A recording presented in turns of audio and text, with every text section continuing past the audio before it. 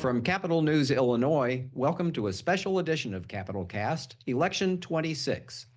This is our first episode in a series of podcasts focusing on the upcoming March 17th primary election.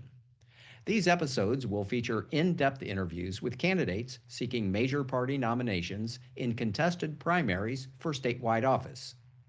Today's interview is with Holly Kim, a Democrat running for Illinois Comptroller.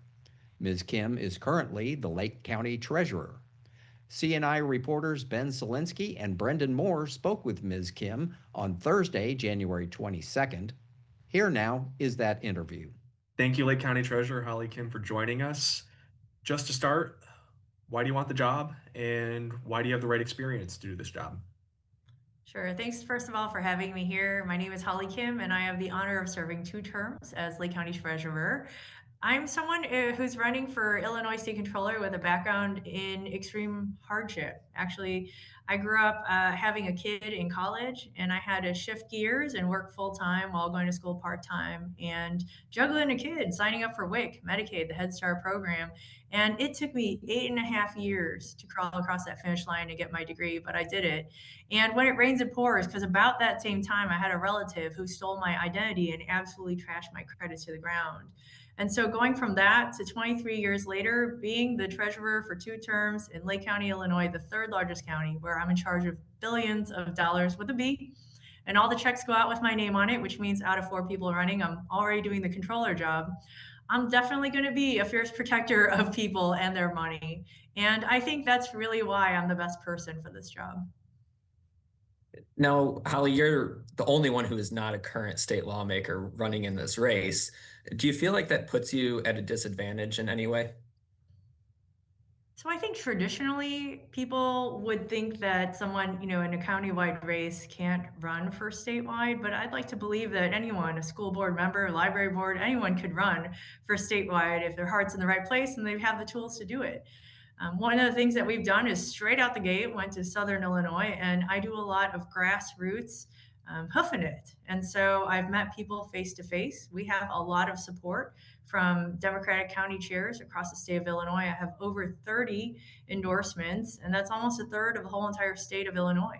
Various hundreds of elected officials all across the state as well, and different groups like Indivisible, Niles, Maine Township just came out with their endorsement of me. And so what I may lack in corporate and Springfield money, I make up for in grassroots support across the state of Illinois. And we have over 500 volunteers who are doing the phone calls, door knocking, and helping us to win across the state. And I guess to that point, Holly, every candidate brings something different to an unelected role, and can kind of put their own spin on it. So I guess we're curious what you view this role of controller as. Is it more of an administrative position, just getting the checks out on time, or is this one where you'll be pushing policy goals in the legislature? And if you can explain that. Yeah, so for me, I actually come from a background of changing government and reform. Going through that extreme hardship, my lens is tilted towards changing government so it works for not only working class, but people who are 2 paychecks away from nothing. And the examples I'll give you is, in 2013, I first ran for village government because I wanted to have pet chickens and my town didn't allow it. This is the lore of the village of Mundelein, and how I got started. And in being a village trustee, I actually taught people how to appeal their assessments, keep a little money in their pockets for groceries, how to run for office, know your rights. I taught all sorts of things to the village in an information sharing sort of a way, because I'm all about tangibly giving back to the community. So in the township, when I was over at Brenden Township, we physically converted the boardroom and took out the dais and the wood and all the pictures of the old supervisors and put in refrigerators, freezers, and shelves, and made it a shopping cart food pantry.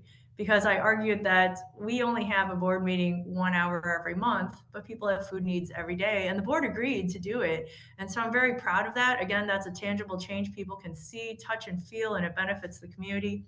And as county treasurer, I changed how we invested as well. I updated our investment policy to match the state of Illinois because it was outdated when I first got in there.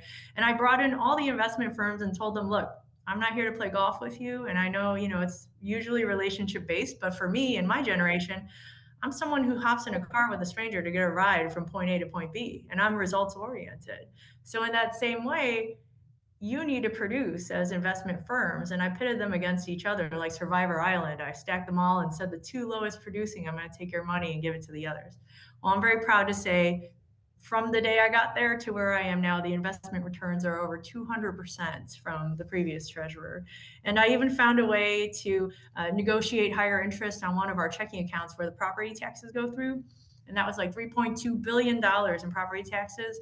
And I negotiated it from 1.75 to 4% interest. And so I was able to give $3.2 million back to my community, which is pretty unheard of. And there's even a school out there, because I gave it back to the schools, the parks, the libraries, and taxing bodies. There's a school who received $140,000 they never asked for. But I think that's really what I bring when I go to the controller's office, is not so much anything that people are used to. It's that I'm going to go in to deliver reform in tangible ways that will benefit people. And one of the examples I can give right off the top of my head is, using something like DocuSign. If you have to drive in either to the Chicago or the Springfield office to wet sign something, that's already, as Alexi Janulius would call it, the time tax. And if I can close on a house entirely using DocuSign without stepping foot into a building, why can't we do something like that for our residents and save them time, and the gas money?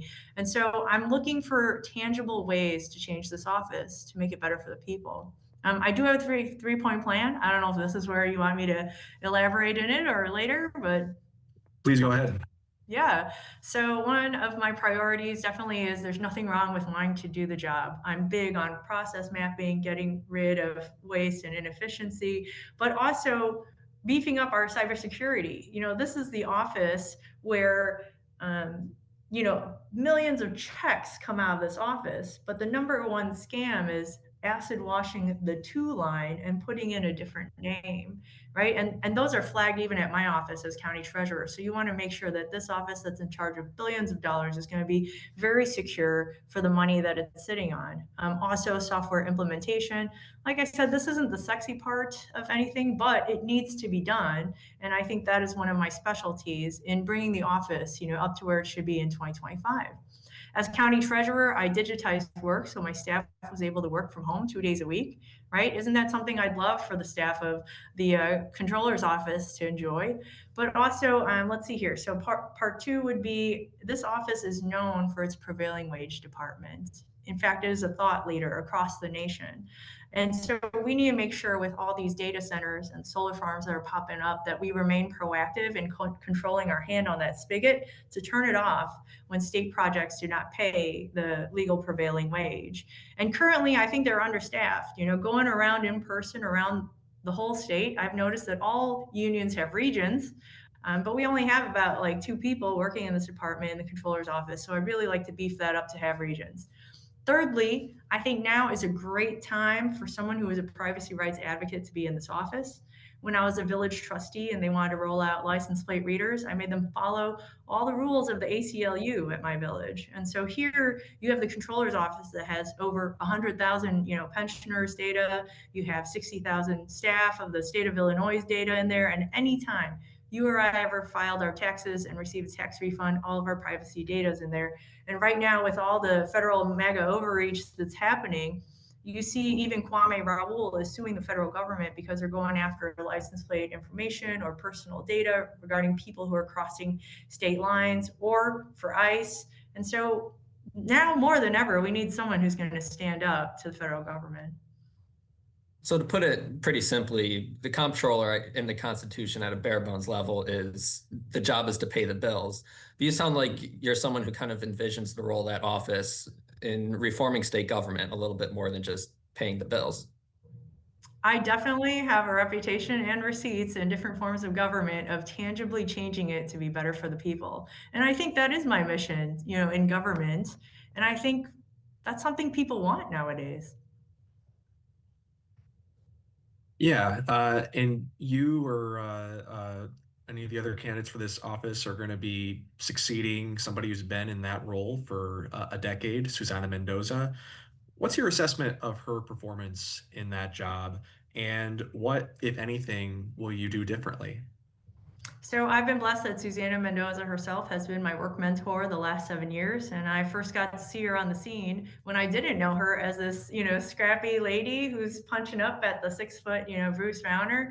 And I was like, wow, well, scrappy is really the right word. And when I got to know her professionally and she became my work mentor, as like we're both ladies in finance, I grew an appreciation for her credit upgrades. She received 10 credit upgrades for the state of Illinois, which allows us to borrow at a really good rate. And I think that's going to come into play and be really important as Trump is cutting federal funding, right? And we have to wonder how we're going to pay for these.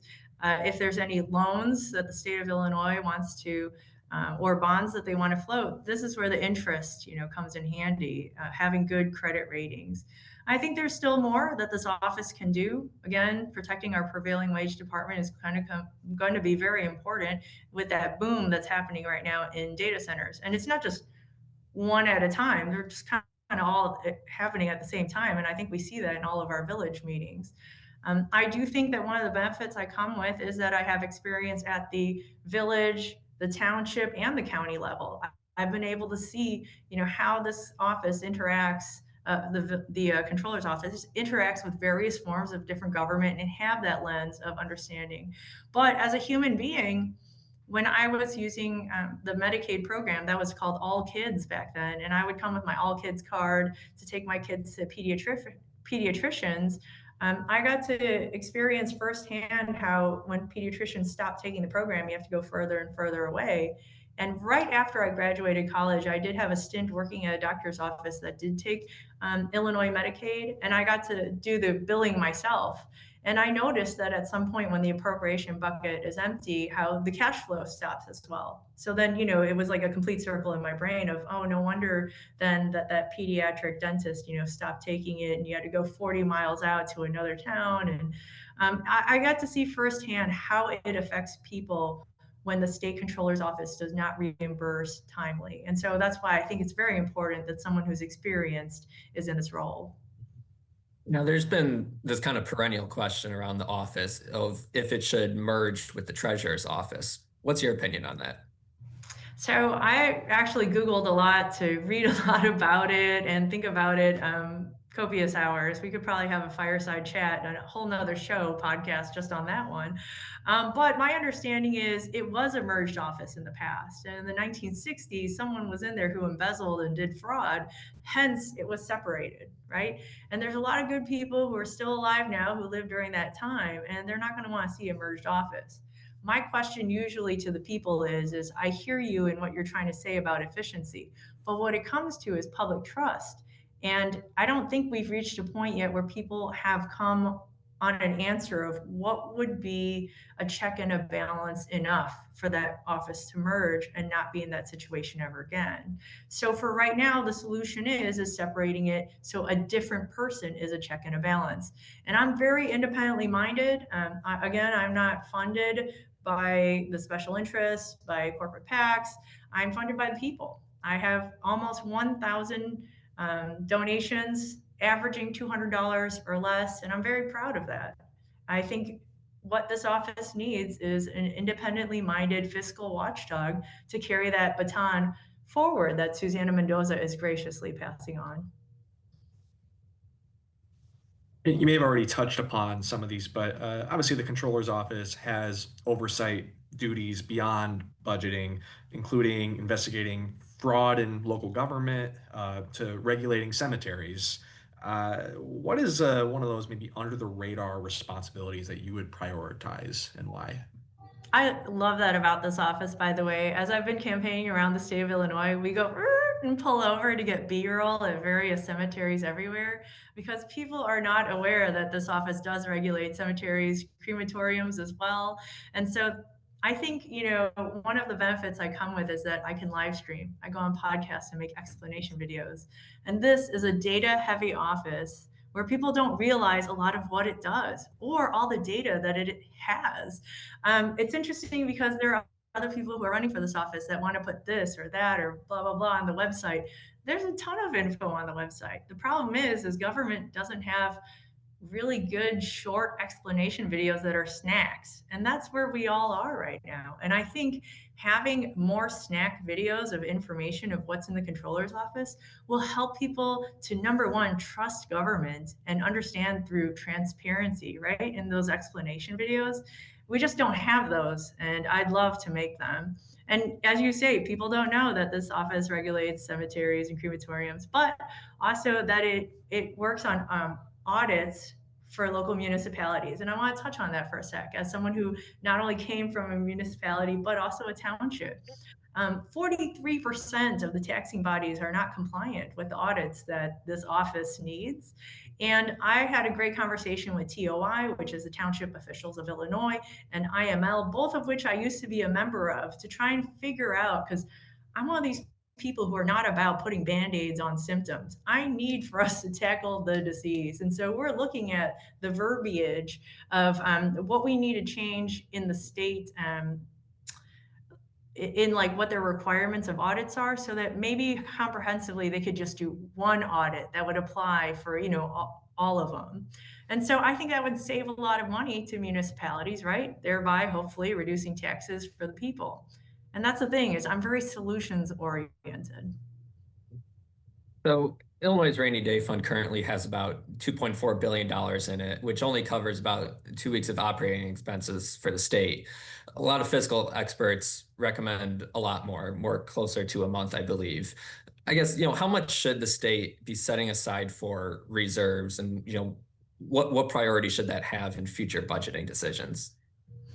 So me coming from a background of someone who deals in money and has same kind of reserves over at the county, I don't want people touching it. Once the hand starts coming, get out of there, because every single topic is going to be like, well, what about the rainy day funds? Well, the rainy day funds have barely existed for, long enough to, as you say, it only lasts about a week.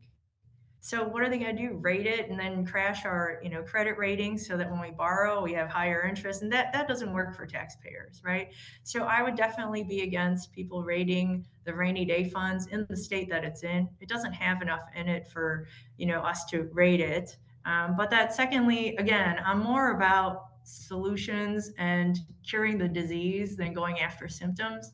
And this is where I would advocate for not only the progressive tax to be brought up as a longer term solution, especially with years of rocky finances headed our way, with Trump still in government for the next 3 years. We need more long-term solutions. I guess one of the things lawmakers did in this current year's budget is they suspended the nearly $4 million monthly transfer from the general revenue fund to the rainy day fund. Certainly saved the state some money, balancing the budget this year. But I guess if you had some sort of control over that, should lawmakers restore that funding stream on a monthly basis? I think I'm a realist, and where we're headed right now with Trump, I'd be glad if there is anything for the rainy day fund, but I would also totally understand if they did not, because look at what we're dealing with. We're dealing with budget holes already, and people wondering how we're going to pay in lieu of the federal reimbursements not coming. And you mentioned financial troubles ahead relating to the Trump administration, the federal government, but also Illinois, as you know, has had longstanding fiscal issues, and a lot of it centers around the pension situation in the state. I guess, do you have any thoughts on how the Comptroller can help address the state's pension problems? At best, what I've seen and researched is that when they can make an early payment, here and there where they can, it's just like paying a mortgage early, right? The sooner you pay, the less you'll pay overall. Also, in doing so, she received credit upgrades, for the state of Illinois. And I think this is one of those jobs where you can't be flash in the pan and be reactionary. And it really is about long-term financial planning. And so if credit upgrades is what's going to help the state of Illinois with the long-term pension issue, then that's something that's within the control of the Comptroller's office. And, I would agree with, when possible, doing the early payments. But like I said, I don't think anyone who's running for this office right now thinks it's going to be smooth roads ahead. And that's where someone experienced, such as myself, a weathered sea captain, being a treasurer during a time of COVID, when I literally had mayors calling me asking how they were going to get money to pay for, their police, fire, and municipal needs when there's no sales happening, and it was really a rough time. And that's where I think the difference is too. You have myself running and legislators, but I'm the only one who's had financial experience and that oversight for billions of dollars directly under my hand, and weathering through some really bad storms. Yeah, I'm glad you brought up the credit rating issue. That's obviously something Suzanne Mendoza has been very proud of to receive under her 10 years. I guess going forward, what else should the state be doing to improve its credit rating? So I had a couple of different thoughts, but I think honestly, the next few years are going to be the tumultuous times. And it probably is more about maintaining than moving things upwards. Again, I would go more towards solutions based, which is like passing the progressive tax, having billionaires pay their fair share. And if we could fill the budget holes and the gaps that we have right now, we probably could increase our credit rating as well. I believe right now it's at an A-. We still have a couple of steps we could go upwards. Very good. Well, thank you, Lake County Treasurer Holly Kim, for joining us, and good luck with your campaign. Thanks for having me. That was Lake County Treasurer Holly Kim, a Democratic candidate for Illinois Comptroller. And this has been a special edition of Capital Cast, Election 26. Capital Cast is a production of Capital News Illinois, a public affairs reporting project of the Illinois Press Foundation, with funding from the Robert R. McCormick Foundation. Stay tuned here for more candidate interviews and coverage of the March 17, 2026 primaries.